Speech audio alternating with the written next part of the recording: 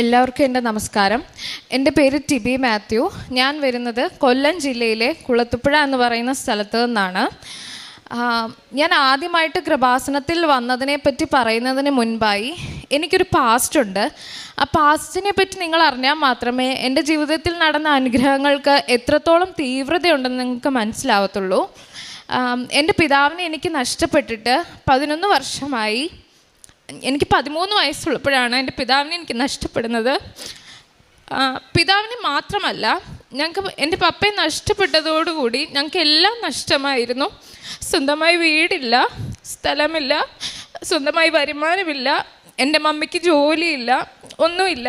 അങ്ങനെ ഞങ്ങൾ ഒന്നുമില്ലാത്തൊരു സാഹചര്യത്തിൽ നിന്നാണ് മാതാവിനെ കൂടുതൽ അറിഞ്ഞത്. അപ്പോൾ എല്ലാം നഷ്ടപ്പെട്ട അവസ്ഥയിൽ നിങ്ങൾക്കറിയാം, എല്ലാവരും പറയുന്ന ഒരു ഓപ്ഷൻ പ്രാർത്ഥിക്കുക എന്നുള്ളത് തന്നെയാണ്. ഇനി മക്കളിലൂടെ വേണം ഈ കുടുംബം രക്ഷപ്പെടാനെന്ന് എൻ്റെ അമ്മയോട് എല്ലാവരും പറയുമായിരുന്നു. അപ്പം ഞാനിങ്ങനെ ചിന്തിക്കും, ദൈവമേ എന്നിലൂടെ എങ്ങനെ, ഞാനാണ് മൂത്തത്, എനിക്കൊരു അനിയനുണ്ട്, അവൻ +2 പഠിക്കുന്നു. ദൈവമേ എന്നിലൂടെ എങ്ങനെയാണ് ഈ കുടുംബം രക്ഷപ്പെടാൻ പോകുന്നതെന്ന് എപ്പോഴും ഞാൻ ആലോചിക്കുമായിരുന്നു. പക്ഷേ എപ്പോഴും മനസ്സിലൊരു ആഗ്രഹം നമുക്കുണ്ടായിരിക്കുമല്ലോ, നമുക്ക് വേണ്ടി ഇത്രയും സഹിച്ച നമ്മുടെ മാതാവിനെ രക്ഷപ്പെടുത്തണമെന്ന്. അങ്ങനെ എൻ്റെ മമ്മിക്ക് വേണമെങ്കിൽ വേറൊരു വിവാഹം കഴിക്കാമായിരുന്നു, പക്ഷെ അതൊന്നും കഴിച്ചില്ല. ഞങ്ങൾക്ക് വേണ്ടി എപ്പോഴും കണ്ണുനീരോട് പ്രാർത്ഥിക്കുന്ന ഒരു അമ്മയാണ് ഞങ്ങളുടെ മമ്മി എന്ന് പറയുന്നത്. എക്സാമിൻ്റെ ദിവസങ്ങളിലാണെങ്കിലും ഞങ്ങൾക്ക് എന്തെങ്കിലും പ്രധാനപ്പെട്ട ദിവസങ്ങളാണെങ്കിലും രാവിലെ ഒന്നും കഴിക്കാതെ മെഴുകുതിരി കത്തിച്ച് മാതാവിൻ്റെ മുൻപിലിരുന്ന് കൊന്ത് ചൊല്ലി ഞങ്ങൾക്ക് വേണ്ടി പ്രാർത്ഥിക്കും. ആ എക്സാം തീരുന്നവരെ ആ മെഴുകുതിരി കത്തിച്ച് അങ്ങനെ ഇരുന്ന് പ്രാർത്ഥിക്കും കണ്ണുനീരോടുകൂടി. ഞങ്ങളുടെ അമ്മയുടെ കണ്ണുനീര് ഞങ്ങളുടെ ജീവിതത്തിൽ ഏറ്റവും വലിയൊരു വരദാനം തന്നെയാണ്. അങ്ങനെ ദിവസങ്ങൾ കടന്നുപോയി. ഞങ്ങൾക്ക് നല്ല വസ്ത്രങ്ങൾ ഇടാനും നല്ല ആഹാരം കഴിക്കാനും ദൈവം ഞങ്ങളുടെ ബന്ധുക്കളിലൂടെ പ്രവർത്തിച്ചു തുടങ്ങി. അങ്ങനെ ഇരിക്കുമ്പോഴാണ് എൻ്റെ അമ്മച്ചിയുടെ അനിയത്തി മാതാവിൻ്റെ ശക്തിയെപ്പറ്റി എൻ്റെ അമ്മയോട് പറയുകയും, മാതാവിനോട് പ്രാർത്ഥിച്ചു കഴിഞ്ഞാൽ നിൻ്റെ ജീവിതത്തിൽ ഒത്തിരി അനുഗ്രഹങ്ങൾ വരും എന്നുള്ളത് എൻ്റെ മമ്മിക്ക് മാതാവിനെ നൽകി. അങ്ങനെ മമ്മി മാതാവിനോട് പ്രാർത്ഥിക്കുന്നത് ഞാൻ ഇങ്ങനെ കണ്ടുകൊണ്ടിരുന്നു. അപ്പോഴൊക്കെ ഞാൻ പ്രാർത്ഥിക്കും, പള്ളിയിൽ പോകും, കുർബാന കൊള്ളുമെങ്കിലും മാതാവിൻ്റെ ഒരു ശക്തി എന്ന് എനിക്ക് അറിയത്തില്ലായിരുന്നു. അങ്ങനെ ദിവസങ്ങൾ കഴിഞ്ഞു പോയി. ഞാൻ 10 പാസ്സായി, +2 പാസ്സായി. ഈ കഴിഞ്ഞ 11 വർഷം ഞങ്ങൾ പട്ടിണി ഇല്ലാതെ മുന്നോട്ട് വന്നു. അങ്ങനെ ഇനി +2 കഴിഞ്ഞിട്ട് എന്ത് പഠിക്കുമെന്ന് ആലോചിച്ചപ്പോഴാണ് ജീവിതത്തിൽ ഇത്ര പ്രതിസന്ധികളുള്ളത് കൊണ്ട് എത്രയും പെട്ടെന്ന് ജോലി കിട്ടുന്ന ഒരു കോഴ്സ് തന്നെ പഠിക്കുക എന്ന് എൻ്റെ ബന്ധുക്കൾ എന്നോട് പറയുകയും ഞാൻ നഴ്സിംഗ് തന്നെ തിരഞ്ഞെടുക്കുകയും ചെയ്തു. എൻ്റെ ഏറ്റവും വലിയ ആഗ്രഹമായിരുന്നു കേരളത്തിലെ ഒരു നല്ല കോളേജിൽ തന്നെ പഠിക്കണം എന്നുള്ളത്. 10നും +2നും എനിക്ക് അത്ര മികച്ച റിസൾട്ട് കൊടുക്കുവാൻ എൻ്റെ മമ്മിക്ക് കൊടുക്കാൻ എനിക്ക് സാധിച്ചിട്ടില്ല. പക്ഷേ ഡിഗ്രിക്ക് അത് വേണം എന്നൊരു വലിയ ആഗ്രഹമായിരുന്നു എനിക്ക്. അങ്ങനെ ഞാൻ നഴ്സിങ്ങിന് ട്രിവാൻഡ്രത്തുള്ള അനന്തപുരി കോളേജ് ഓഫ് നഴ്സിംഗിൽ ചേർന്നു. എനിക്കവിടെ അഡ്മിഷൻ എടുക്കുന്നതിൻ്റെ ഫസ്റ്റ് ദിവസം അവർ വിളിച്ചു പറഞ്ഞത്, നിങ്ങൾ ഇവിടെ 1,01,000 രൂപ കൊണ്ട് വരണം, എങ്കിൽ മാത്രമേ അഡ്മിഷൻ എടുക്കാൻ പറ്റത്തുള്ളൂ എന്ന്. അപ്പോൾ ഒരു വരുമാനം പോലും ഇല്ലാത്ത ഞങ്ങൾ എങ്ങനെ ഈ 1,00,000 രൂപ കൊണ്ട് പോവും? എൻ്റെ പൊന്നു മാതാവെ എന്ന് വിളിച്ച് മാതാവിനോട് പ്രാർത്ഥിച്ചു. ഒരുപാട് പേരെ വിളിച്ചു. ഞാൻ എങ്ങനെയും പഠിച്ചിട്ട് തിരിച്ചു തരാമെന്ന് കെഞ്ചേണ്ട അവസ്ഥ വരെ വന്നു. പക്ഷേ ഒരുപാട് പേര് ഞങ്ങളെ തള്ളിക്കളഞ്ഞു, സഹായിക്കാൻ പറ്റത്തില്ല എന്ന് പറഞ്ഞു. പറ്റുമെന്ന് പറഞ്ഞിട്ട് പിന്നീട് ഞങ്ങളുടെ ഫോൺ കോൾസ് അറ്റൻഡ് ചെയ്യാത്തവരുണ്ട്. പക്ഷേ മാതാവിൻ്റെ ഒരു അനുഗ്രഹം എന്ന് പറയട്ടെ, ഞങ്ങളെ അതുവരെ വിളിച്ച് സുഖമാണോ എന്നൊന്നും അന്വേഷിക്കാതെ പെട്ടെന്ന്, ഞങ്ങളോട് സ്നേഹമുണ്ട് പക്ഷെ ഞങ്ങളെ എന്നും വിളിക്കുകയോ ഒന്നും ചെയ്യത്തില്ലായിരുന്നു അവർ. പെട്ടെന്ന് അവർ വിളിക്കുകയും എൻ്റെ മമ്മിയോട് പറയുകയും ചെയ്തു, ധൈര്യമായിട്ടിരുന്നോ, കോളേജിലോട്ട് ഞങ്ങൾ 1,01,000 രൂപയും കൊണ്ട് ഞങ്ങൾ നാളെ തന്നെ എത്തിക്കോളാം, മോളെയും കൊണ്ട് വന്നോ എന്ന്. അങ്ങനെ ഞങ്ങളവിടെ പോയി അഡ്മിഷൻ എടുത്തു. അപ്പോൾ ഈ മറ്റുള്ളവരെ സഹായിക്കുമ്പോൾ നമുക്ക് അവരോടൊരു കരുതലുണ്ടാകുമല്ലോ. അവർ നമുക്ക് വേണ്ടി ചിലവാക്കുവാണ്, നമ്മൾ എങ്ങനെയെങ്കിലും പഠിച്ച് നല്ല മാർക്ക് വാങ്ങണം, ദൈവമേ അതിനെ അനുഗ്രഹിക്കണമേ എന്നുള്ളൊരു തോന്നലാണ് മനസ്സിൽ എപ്പോഴും, ആ ഒരു പേടിയാണ്. അങ്ങനെ ഞാൻ പഠിക്കാൻ തുടങ്ങി. കോളേജിലാണെങ്കിലും ക്ലാസ്സിലാണെങ്കിലും ഒരുപാട് പ്രതിസന്ധികളുണ്ടായിരുന്നു, കൂട്ടുകാരുടെ ഭാഗത്തു നിന്നായിക്കോട്ടെ, പഠിക്കുന്നതായിക്കോട്ടെ. പക്ഷെ അതിനെല്ലാം തരണം ചെയ്യാൻ എന്നെ സഹായിച്ചത് ജപമാലയായിരുന്നു. കൊന്ത് ചൊല്ലാനൊന്നും വ്യക്തമായി അറിയില്ലെങ്കിലും ഞാനൊരു ഓർത്തഡോക്സ് സമുദായത്തിൽപ്പെട്ടതാണ്. കൊന്ത് ചൊല്ലാനൊന്നും വ്യക്തമായി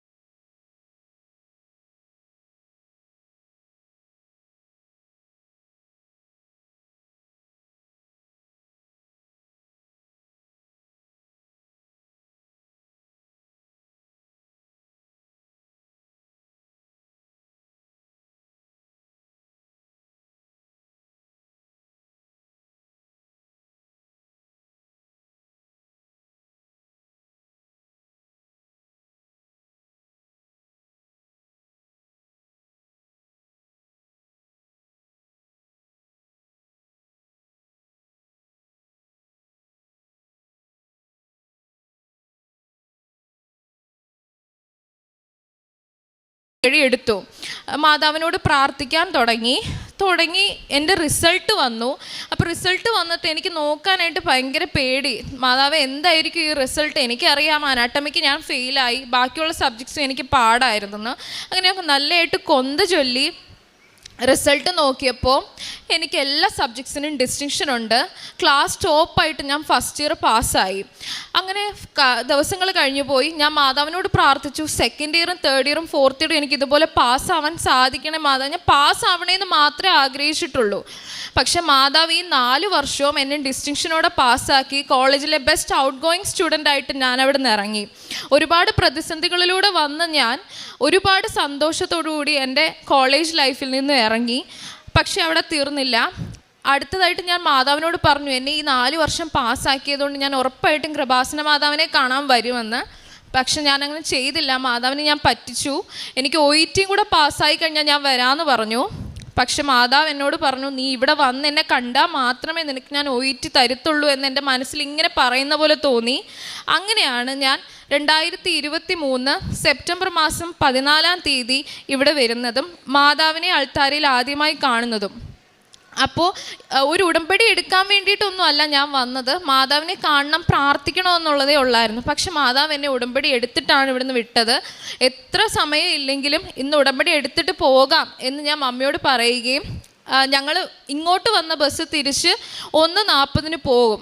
അതിന് ഞങ്ങൾക്ക് പോകാൻ പറ്റിയില്ലെങ്കിലും സാരമില്ല, ഉടമ്പടി എടുത്തിട്ടേ ഞാൻ വരുന്നുള്ളൂ എന്ന് പറഞ്ഞു. അങ്ങനെ ഞാൻ ഉടമ്പടി എടുത്തു കഴിഞ്ഞപ്പോൾ അച്ഛൻ ഇവിടെ മൈക്കിൽ കൂടെ പറയുന്ന ഞാൻ കേട്ടു, ഒക്ടോബർ 28-ാം തീയതി അഖണ്ഡ ജപമാല റാലിയാണെന്ന്. അങ്ങനെ അപ്പോൾ ഈ ഒക്ടോബർ 28 എന്ന് പറയുന്ന ദിവസം എൻ്റെ മനസ്സിൽ വല്ലാതെ സ്ട്രൈക്ക് ചെയ്തു. ഞാൻ നോക്കിയപ്പോൾ OETക്ക് ഒക്ടോബർ 28-ാം തീയതി ഡേറ്റ് ഉണ്ട്, അന്നൊരു സാറ്റർഡേ ആണ്. അങ്ങനെ ഞാൻ ഒന്നും നോക്കിയില്ല, ആ ഡേറ്റ് തന്നെ ഞാൻ ഫിക്സ് ചെയ്തു. ആ ഡേറ്റിൽ ഞാൻ OET എഴുതി. പക്ഷേ എനിക്കറിയാം എൻ്റെ ഒരു മെറിറ്റും ആ എക്സാമിലില്ല. പക്ഷെ മാതാവ് എനിക്ക് ഫുൾ ബിയോടുകൂടി OET പാസ്സാവാൻ എന്നെ സാധിച്ചു.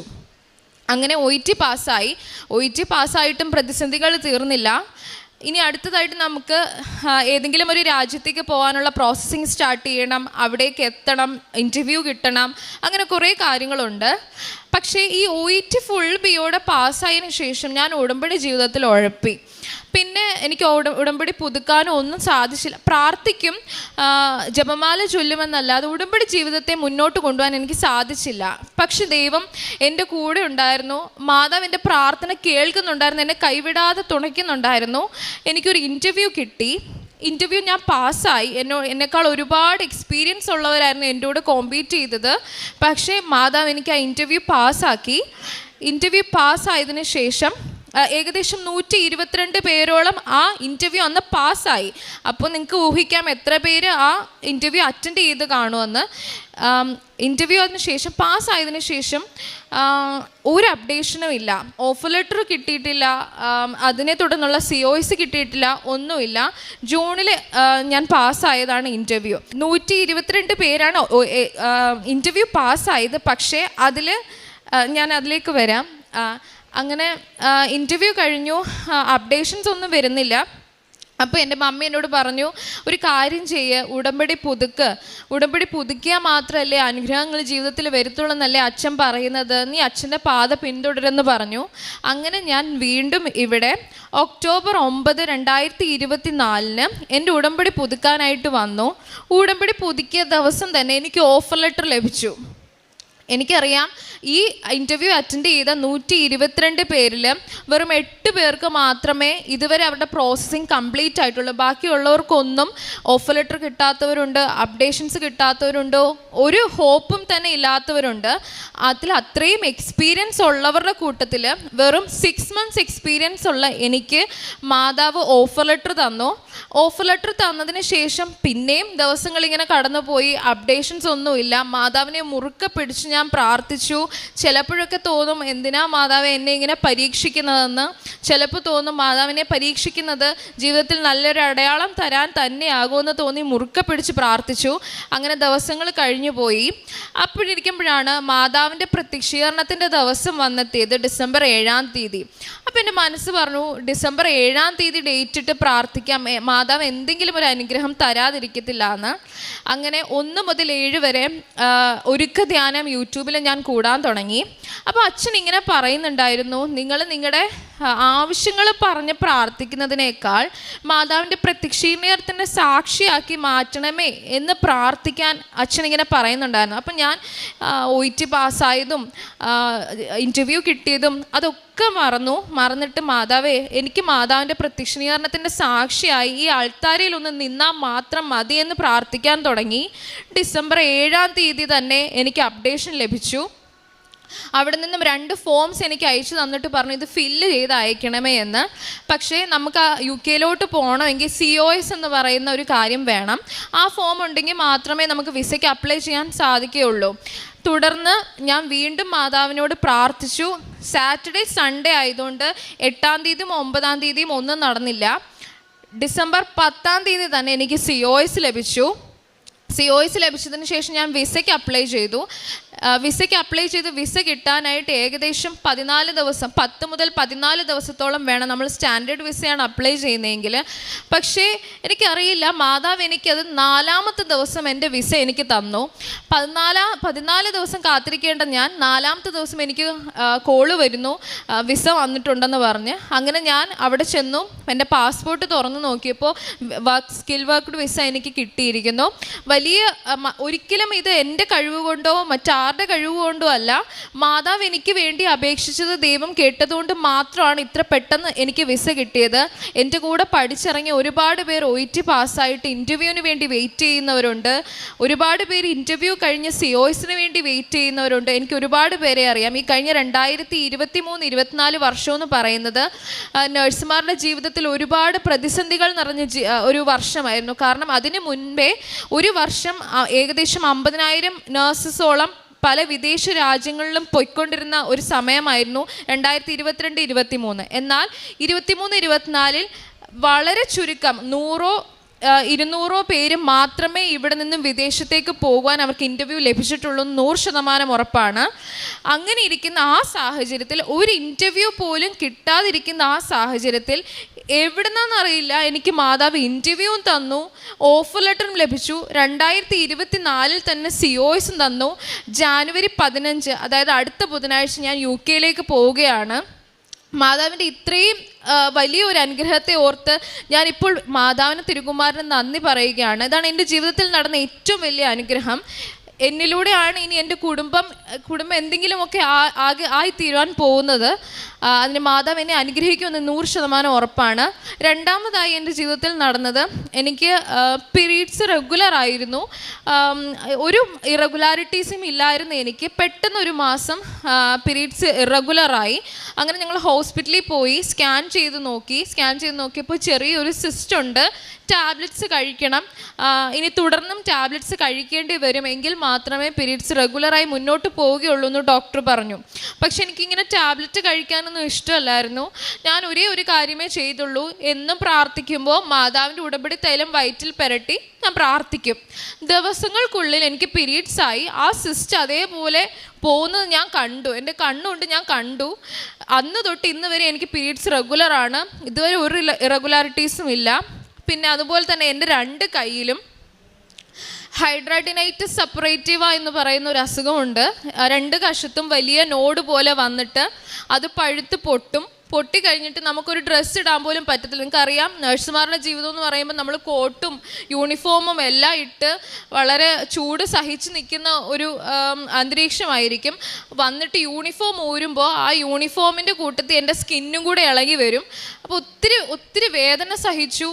ഒത്തിരി വേദന സഹിച്ചാണ് ഞാൻ OET എഴുതിയതും എക്സാംസ് എഴുതിയതും ഒക്കെ. പക്ഷെ ഞാൻ അപ്പോഴൊന്നും പ്രാർത്ഥിച്ചിട്ടില്ല, മാതാവ് എനിക്കിത് മാറ്റി തരണമെന്ന്. കാരണം അതിനേക്കാളൊക്കെ വലുതായിരുന്നു എൻ്റെ കുടുംബം എങ്ങനെയെങ്കിലും രക്ഷപ്പെടണമെന്നുള്ളത്. പക്ഷേ ഞാൻ പ്രാർത്ഥിക്കാതെ തന്നെ മാതാവ് എൻ്റെ ജീവിതത്തിൽ അത്ഭുതങ്ങൾ പ്രവർത്തിക്കാൻ തുടങ്ങിയപ്പോൾ മാതാവിൻ്റെ തൈലം വെച്ച് ഒന്ന് പ്രാർത്ഥിച്ചേക്കാമെന്ന് കരുതിയിട്ട് എന്നും രാത്രി ഈ വേദന സഹിക്കാതെ വരുമ്പോൾ ഞാൻ ഈ തൈലം വെച്ച് പ്രാർത്ഥിക്കും. ഞാൻ ഇങ്ങനെ കൈ വെച്ചാണ് ഞാൻ നടന്നുകൊണ്ടിരുന്നത് വീടിനകത്ത്. ഇപ്പം എനിക്ക് എൻ്റെ കൈ രണ്ടും ഒരു കുഴപ്പമില്ലാതെ ഉയർത്താൻ സാധിക്കും. അതിൻ്റെ മാതാവ് എനിക്ക് തന്നൊരു വലിയ അനുഗ്രഹം തന്നെയാണ്. നിങ്ങൾക്കറിയാം, നഴ്സിൻ്റെ ജീവിതത്തിൽ ഏറ്റവും കൂടുതൽ വേണ്ട ആയുധം എന്ന് പറയുന്നത് അവരുടെ കൈകൾ തന്നെയാണ്. പേഷ്യൻസിനെ എടുക്കണം, ഇഞ്ചക്ഷൻ കൊടുക്കണം, മരുന്ന് കൊടുക്കണം, എഴുതണം, എല്ലാ കാര്യങ്ങൾക്കും വേണ്ടത് കൈകളാണ്. ഈ കൈകൾ എനിക്ക് തിരിച്ചു തന്നത് എൻ്റെ മാതാവ് തന്നെയാണ്. പൂർണ്ണമായി സൗഖ്യപ്പെട്ടിട്ടില്ല, പക്ഷേ അതിനെ ഏറ്റവും മികച്ച രീതിയിൽ തന്നെ സൗഖ്യപ്പെടുത്തിയത് എൻ്റെ മാതാവ് തന്നെയാണ്. എൻ്റെ മാതാവിൻ്റെ അപേക്ഷ തിരുകുമാരൻ കേട്ടത് കൊണ്ട് തന്നെയാണ്. പിന്നെ ഇതൊക്കെയാണ് ഏറ്റവും കൂടുതൽ പുറകോട്ട് ചിന്തിക്കുകയാണെങ്കിൽ ഓരോ ദിവസവും എനിക്ക് സാക്ഷ്യമായിട്ട് പറയണം. പക്ഷേ എൻ്റെ ജീവിതത്തിൽ ഏറ്റവും കൂടുതൽ അനുഗ്രഹം നിറഞ്ഞ കാര്യങ്ങൾ ഇതൊക്കെയാണ്. പിന്നെ ഞാൻ കാരുണ്യ പ്രവർത്തനങ്ങളായിട്ട് ചെയ്തുകൊണ്ടിരുന്നത് എൻ്റെ രോഗികളെ തന്നെ കൂടുതലായിട്ട് അറിയുവാനും അവരെ സഹായിക്കുവാനും ഞാൻ ശ്രമിച്ചു. മറ്റേത് നമ്മൾ ഒരു രോഗിയുടെ അടുത്ത് ചെന്ന് അവർക്ക് വേണ്ട ട്രീറ്റ്മെൻറ്റ് കൊടുക്കുമെന്നല്ലാതെ അവരെ കൂടുതലായിട്ട് അറിയാനോ അവരുടെ സാഹചര്യങ്ങൾ അനുസരിച്ച് അവരോടൊരു നല്ല വാക്ക് പറയാനോ ചിലപ്പോൾ നമുക്ക് കഴിഞ്ഞെന്ന് വരില്ലായിരുന്നു. പക്ഷെ ഞാൻ ഈ ഉടമ്പടി എടുത്തതിന് ശേഷം അവരുടെ പ്രതിസന്ധികളിൽ കൂടെ നിൽക്കുവാനും എൻ്റെ മാതാവിനെയും പിതാവിനെയും പോലെ അവരെ കാണുവാനും ഞാൻ ശ്രമിച്ചു. അവർക്കൊരു കൈത്താങ്ങായി ഞാൻ തീർന്നും തന്നെയാണ് എൻ്റെ വിശ്വാസം. പിന്നെ മറ്റുള്ളവർക്ക് എല്ലാം കൊടുക്കാൻ എനിക്കൊരു മനസ്സുണ്ടായി. ഇപ്പം നല്ലൊരു ഉടുപ്പാണെങ്കിലായിക്കോട്ടെ, ആഹാരങ്ങളായിക്കോട്ടെ, അമ്മ അവർക്കൂടെ കൊടുക്ക് അല്ലെങ്കിൽ അവർക്ക് കൊടുത്തേക്ക് എന്ന് പറയാനുള്ളൊരു മനസ്സ് എന്നിൽ വന്നു. എൻ്റെ വസ്ത്രങ്ങളും ഞങ്ങൾ ആഹാര സാധനങ്ങളാണെങ്കിലും പങ്കിടാൻ തുടങ്ങി. പ്രേക്ഷിത പ്രവർത്തികളായിട്ട് ഞാൻ പത്രം എല്ലാവരുടെയും കൈകളിൽ തന്നെ കൊണ്ടു കൊടുക്കാനായിട്ട് ശ്രമിച്ചു. ക്രൈസ്തവരുമുണ്ട് ആ കൂട്ടത്തിൽ. ഞാൻ ജോലിക്ക് പോകുമ്പോഴാണ് രാവിലെ പത്രം കൊണ്ടുപോകും. എന്നിട്ട് പത്രം കടകളിലും റോഡ് സൈഡിലും ഒക്കെ കാണുന്ന ആൾക്കാർക്ക് കൊടുത്തിട്ട് അവരോട് മാതാവിനെ പറ്റിയും കൃപാസനത്തെ പറ്റിയും പറയുകയാണ് ചെയ്തുകൊണ്ടിരുന്നത്. അങ്ങനെ ഒരു ദിവസം ഞാൻ പത്രം കൊടുത്തത് ഒരു പാസ്റ്ററിൻ്റെ കയ്യിലാണ്. അപ്പോൾ ആ പാസ്റ്റർ എന്നോട് ചോദിക്കുകയുണ്ടായി, ഈ മാതാവൊക്കെ ഉണ്ടോ, ഇതൊക്കെ ആരാ നിന്നോട് പറഞ്ഞത്? മാതാവൊന്നും ഇല്ല, കൃപാസനം എന്ന് പറയുന്നതൊക്കെ തട്ടിപ്പാണെന്ന് തന്നെയാണ് ആ പാസ്റ്റർ പറഞ്ഞത്. അപ്പോൾ എനിക്ക് ആ പാസ്റ്ററിനോട് പറയാൻ സാധിച്ചു, പാസ്റ്റർ അമ്മയില്ലാതെ അല്ലല്ലോ പാസ്റ്റർ ഉണ്ടായത്. അപ്പോൾ എൻ്റെ കർത്താവ് ഉണ്ടായത് കർത്താവിൻ്റെ അമ്മയിലൂടെ തന്നെയാണെന്നും കർത്താവിലേക്ക് അടുക്കാൻ പറ്റിയ ഏറ്റവും എളുപ്പ വഴി മാതാവ് തന്നെയാണെന്നും ഉറച്ച വിശ്വാസത്തോടെ ആ പാസ്റ്ററിനോട് പറയാൻ എന്നെ ഉടമ്പടി ജീവിതം സഹായിച്ചു. അപ്പോൾ ആ പാസ്റ്റർ ഒന്നും മിണ്ടിയില്ല. ഒന്നും മിണ്ടാതെ എപ്പോഴും ഞാൻ കണ്ടിട്ടുണ്ട് ആ സമുദായത്തിൽപ്പെട്ടവർ നമ്മുടെ കാനായിലെ കല്യാണം എക്സാമ്പിളായിട്ട് എടുത്തിട്ടാണ് നമ്മളെ പരീക്ഷിക്കുന്നത്. നീ ആ വചനം കേട്ടിട്ടില്ലേ? സ്ത്രീയെ ഞാനും നീയും തമ്മിൽ എന്നാണ് കർത്താവ് മാതാവിനോട് ചോദിച്ചതെന്നാണ് നമ്മളോട് പറയുന്നത്. പക്ഷേ യഥാർത്ഥത്തിൽ നമുക്കറിയാം, സ്ത്രീയെ ഞാനും നീയും തമ്മിൽ എന്നൊരു വാക്ക് അവിടെ ഇല്ല. നമ്മുടെ സമയമായിട്ടില്ല, നമ്മുടെ സമയമാവുമ്പോൾ നമ്മൾ പ്രവർത്തിക്കുമെന്നാണ് കർത്താവ് ഉദ്ദേശിച്ചത് എന്ന് നമുക്കറിയാം. അത് നമ്മൾ പറയാൻ നമുക്ക് അപ്പോൾ സാധിച്ചില്ലെങ്കിൽ നമ്മളെ അവർ തോൽപ്പിച്ച് കളയും. മാതാവിൻ്റെ ശക്തി അവിടെ നമുക്ക് കാണിക്കാൻ സാധിക്കില്ല. പക്ഷേ എനിക്ക് മാതാവ് ഉണ്ട്, മാതാവിൻ്റെ ശക്തി എന്താണെന്ന് അവരോട് പറയുവാനും ഞാനത് പറഞ്ഞപ്പോൾ ആ പാസ്റ്റർ എന്നെ അപ്രിഷ്യേറ്റ് ചെയ്യാനും സാധിച്ചു. ഞാനന്ന് വളരെ സന്തോഷവതിയായിരുന്നു. മാതാവിൻ്റെ ശക്തി, മാതാവ് എൻ്റെ കൂടെ ഉണ്ടെന്നുള്ളൊരു തോന്നലായിരുന്നു. അങ്ങനെ ഓരോ ദിവസവും കഴിഞ്ഞു പോയി. ഡിസംബർ 7 എന്ന ദിവസം മാതാവിൻ്റെ പ്രത്യക്ഷീകരണത്തിൻ്റെ ആ ദിവസത്തിന് ശേഷം എൻ്റെ ജീവിതത്തിൽ ഓരോന്നായ അനുഗ്രഹങ്ങളാണ്. അങ്ങനെ ഈ ജനുവരി 15-ാം തീയതി ഞാൻ UK പോവുകയാണ്. എൻ്റെ കുടുംബത്തിൽ ഇത്രത്തോളം അനുഗ്രഹങ്ങൾ തന്ന മാതാവിനോട് തിരുകുമാരനോടുള്ള നന്ദി ഞാൻ പറയുന്നു. ഈ അൾത്താരയിൽ ഒരു വട്ടമെങ്കിലും നിൽക്കണമെന്ന് ആഗ്രഹിച്ചാണ് ഞാൻ ആദ്യമായി കടന്നു വന്നത്. ഒരിക്കലും കണ്ണുനീരൊഴുക്കി ഇന്നത്തെ ദിവസം ഞാൻ നിൽക്കില്ല എന്നാണ് വിചാരിച്ചത്. പക്ഷേ ഒരുപാട് സന്തോഷത്തോടു കൂടി എനിക്ക് ഈ അൾത്താരയിൽ നിന്ന് നിൽക്കുവാൻ സാധിച്ചു. അതിന് മാതാവിനോടും യേശുവിനോടുമുള്ള നന്ദി ഞാൻ അറിയിച്ചുകൊള്ളുന്നു. എല്ലാവരെയും ദൈവം അനുഗ്രഹിക്കട്ടെ. എല്ലാവരുടെ നിയോഗവും ദൈവം സാധിച്ചു തരും, 100% ഉറപ്പാണ്. എല്ലാവർക്കും വേണ്ടി ഞാൻ പ്രാർത്ഥിക്കും. Thank you. യെശയ്യാ പ്രവാചകന്റെ പുസ്തകം 40-ാം അധ്യായം 30-31 യുവാക്കൾ പോലും തളരുകയും ക്ഷീണിക്കുകയും ചെയ്തേക്കാം, ചെറുപ്പക്കാർ ശക്തിയറ്റു വീഴാം. എന്നാൽ കർത്താവിൽ ആശ്രയിക്കുന്നവർ കഴുകന്മാരെ പോലെ ചിറകടിച്ചുയരും. അവർ ഓടിയാലും തളരുകയില്ല, നടന്നാൽ ക്ഷീണിക്കുകയുമില്ല. ടിബി മാത്യു വളരെ വെടിപ്പായിട്ട് വ്യക്തമായിട്ട് തൻ്റെ ജീവിതം ഇവിടെ ഈശോയുടെ മുമ്പിൽ ഈ മകള് ഒന്നുകൂടി ഈശോയ്ക്ക് സമർപ്പിച്ചുകൊണ്ട് സാക്ഷ്യത്തിനായിട്ട് തന്നെ ഈശോയുടെ മുമ്പിൽ കൊണ്ടുവന്ന ദിവസമാണ്. എങ്ങനെ തനിക്കിന്നിവിടെ ഈ തിരുവൾത്താരയിൽ നിൽക്കുവാൻ കഴിഞ്ഞു? ഓടിയാലും ക്ഷീണിക്കില്ല, നടന്നാൽ തളരില്ല, അവർ കർത്താവിൽ ആശ്രയിക്കുന്നവരാണ്. എന്നാൽ യുവാക്കൾ തളരുകയും ക്ഷീണിക്കുകയും ചെയ്തേക്കാമെന്നാണ് തിരുവചനം അരുളി ചെയ്തത്.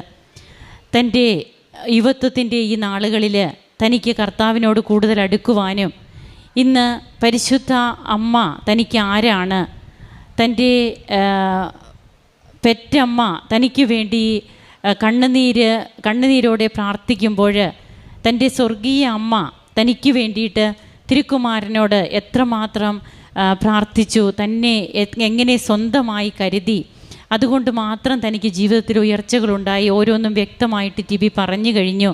തൻ്റെ പാസ്റ്റും അതിനുശേഷം തനിക്ക് ഉടമ്പടിയിലൂടെ വന്ന അനുഭവങ്ങൾ, ഉടമ്പടി താൻ ഉഴപ്പിയത്, അതിനെല്ലാം അനുദപിച്ച് വീണ്ടും അമ്മയിലേക്ക് തിരിച്ചു വരുന്നു. ഈ അമ്മ ഉണ്ടായതുകൊണ്ട് മാത്രം എല്ലാ വർഷവും ഡിസ്റ്റിങ്ഷനോടെ പാസ്സാകുവാനും ഒരു ഔട്ട്സ്റ്റാൻഡിങ് പെർഫോമൻസ് തന്നെ തൻ്റെ നേഴ്സിംഗ് കോളേജിൽ തനിക്ക് കാഴ്ചവെക്കുവാനും ഒക്കെ കഴിഞ്ഞു. അതിനുശേഷം പിന്നീട് OET ഇന്ന് ആ OETയിൽ ഏത് കൺട്രിയിലേക്ക് വേണമെങ്കിലും പോകുന്ന സ്കോറാണ് അമ്മ ഈ മകൾക്ക് കൊടുത്തത്. എല്ലാറ്റിനും നന്ദിയായിട്ട് ഇന്നിവിടെ നിൽക്കുമ്പോൾ 1 ദിനവൃത്താന്തത്തിൻ്റെ പുസ്തകം 17 തിരുവചനങ്ങൾ അരുളി ചെയ്യുന്നുണ്ട്. ദാവീദ് രാജാവ് ദൈവത്തെ പ്രകീർത്തിച്ചുകൊണ്ട് പറയുന്നതാണ്, കർത്താവായ ദൈവമേ, അവിടുന്ന് എന്നെ ഈ നിലയിൽ എത്തിക്കാൻ ഞാനോ എൻ്റെ കുടുംബമോ എന്തുള്ളൂ. കർത്താവെ, ഈ ദാസന് വേണ്ടി വലിയ കാര്യങ്ങളെല്ലാം അവിടുന്ന് സ്വമനസ്സായി ചെയ്തിരിക്കുന്നു, അവ പ്രസിദ്ധമാക്കുകയും ചെയ്തിരിക്കുന്നു. തീർച്ചയായും ഈ മകളുടെ ഹൃദയത്തിലും അലതല്ലുന്നത് ഈ തിരുവചനങ്ങൾ തന്നെയാണ്. അതുകൊണ്ട് തന്നെയാണ് ഇവിടെ വന്ന് തനിക്ക് എത്രയും ധൈര്യത്തോടെ, ആത്മധൈര്യത്തോടെ, അതുപോലെ തന്നെ സന്തോഷത്തോടെ തൻ്റെ ജീവിതാനുഭവങ്ങൾ പങ്കുവയ്ക്കുവാൻ കഴിഞ്ഞത്. ഇതൊക്കെ ഈ മകൾ ഇവിടെ പറയുമ്പോൾ ഇത് എത്രയോ ചെറുപ്പക്കാർക്ക് മുതൽക്കൂട്ടാണ്, പ്രചോദനമാണ്. ജീവിതത്തിൽ ഒരിക്കലും നിരാശപ്പെടേണ്ട, ദൈവത്തിന് നമ്മെക്കുറിച്ചൊരു പദ്ധതിയുണ്ട് എന്നുള്ളത് തന്നെയാണ് ഈ മകള് ലോകത്തോട് വിളിച്ചു പറയുക. നമുക്കും കരങ്ങളടിച്ച് ഈശോയ്ക്കും അമ്മയ്ക്കും നന്ദി പറയാം. യേശുവേ നന്ദി, യേശുവേ സ്തുതി, യേശുവേ ആരാധന.